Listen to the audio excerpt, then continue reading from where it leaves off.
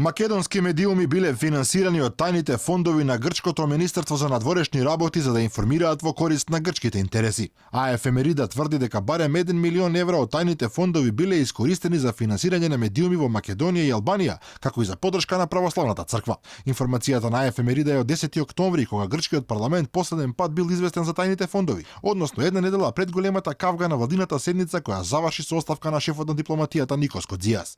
Во запечатениот документ што во парламентот го донесе специјален службеник од Министерството за надворешни работи имаше 3 кодови, додека пак вкупниот износ ставен на располагање изнесуваше околу 1 милион евра. Првиот код се однесуваше на парите распределени на медиуми во Албанија. Вториот код се однесуваше на финансирање на медиуми во поранешната Југословенска република Македонија. Третиот код се однесуваше на средства што беа распределени за поддршка на православни цркви и главно на православието. Досна синоќа обвинителството во Атина наредило истрага за објавување доверливи информации. На прашањето од потпредседателот на парламентот зошто биле финансирани медиуми во Македонија и Албанија, според Ефемерида било објаснето дека тоа е за да се прават позитивни написи за Грција и да се лобира врстаможните новинари или раководства на медиумите во корист на грчките интереси.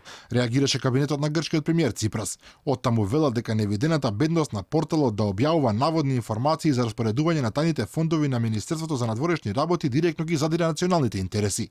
Обвинија дека за целата приказна стои опозицијската Нова демократија и му порачаа на опозицијскиот лидер Киријакос Мицотакис доколку сака да се информира за тајните фондови да побара итна средба со премиерот. Од грчкиот парламент пак соопштија дека протекувањето на информации за наводни доверливи трошоци предизвикува огорченост, но во исто време покренува и сериозни прашања за целта и стремежите на оние политичари и електронски медиуми кои ги даваат и ги објавуваат овие вести.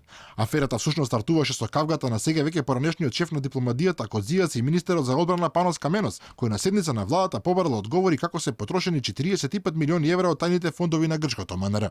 Кодзијас избегнал конкретен одговор, а потоа двајцата министри продолжиле со гараница и во врска со договорот од Преспа. Откако увиде дека премиерот Ципрас не застанува на негова страна, Кодзијас си поднесе оставка.